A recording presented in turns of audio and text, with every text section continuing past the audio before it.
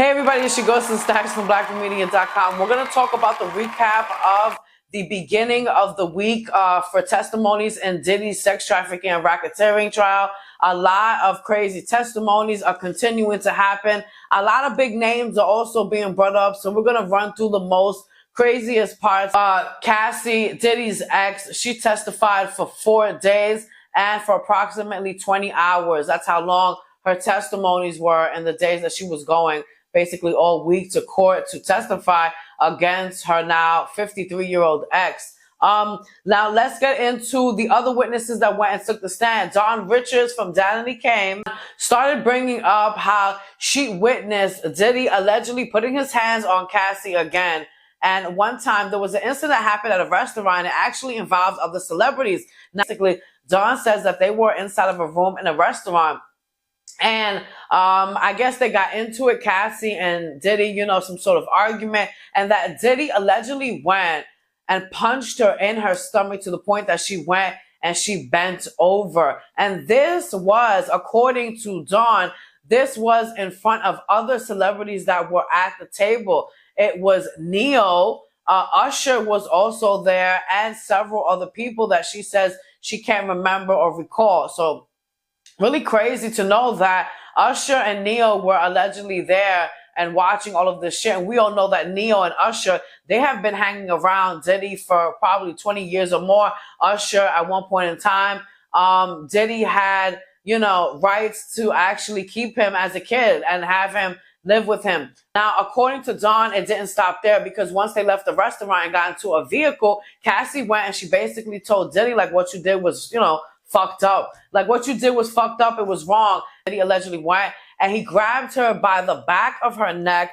He popped her and he allegedly went and slapped her inside of her mouth and told her to shut the fuck up about the incident. And then Dawn says that after this whole shit happened, that Diddy allegedly went and hit her up and was like, listen, I need you to sign the NDA. And allegedly he went and was like, I need you to take this fucking money too, for her silence, for her to shut up. Now, we heard this before from the head of security at the hotel in California, where he said that Diddy allegedly tried to shut him up with a stack of money. So this is not the first time that we are hearing that Diddy may allegedly have a habit of trying to shut people up with money. Dawn continued to testify, and she said that she saw Diddy on several occasions assault Cassie, allegedly. And she went on to say that one situation, which sounds really fucking crazy, that Diddy allegedly went and used a skillet with eggs inside of it to allegedly assault Cassie during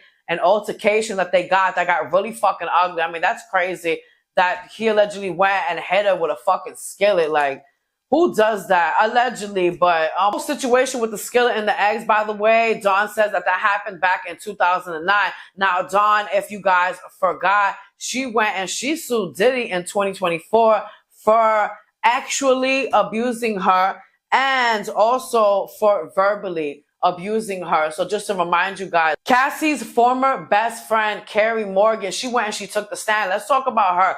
So during her testimony, she went and she said, hey, the reason that me and Cassie stopped being best friends was because of Diddy. Because Diddy, she says, allegedly went and assaulted her. So according to Morgan, during the stand, she said that Diddy allegedly went and not only put hands on her best friend, but during an incident that Diddy allegedly went and put hands on her.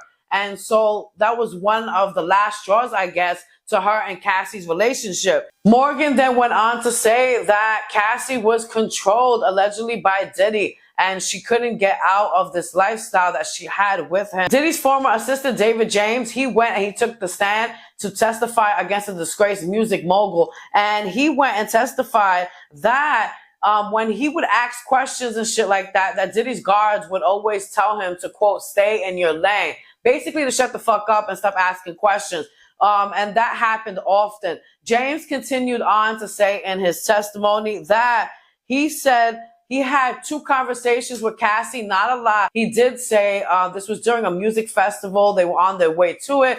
And she was just talking about the lifestyle that she was living, saying this lifestyle and that she can't get out. He said that one time a business associate went and brought up Kim Porter, the mother of his children, and then brought up Cassie. Comparing Kim Porter to Cassie, they went and they asked him a question. And basically, Diddy came out and described Porter as being a queen. But when it came to Cassie, he said that she was, quote, moldable. And then he added more. Diddy allegedly said, I got her right where I want her. She's young. And this is according to James, who went and took the stand on Monday today. That's why older men date younger chicks. It's because they can get away with a lot of fucking bullshit, and really so that they can mold them into what they want them to be. Like maybe an ex-wife who started out like that, but as she got older, she realized, hey, you're a piece of shit, and went against him.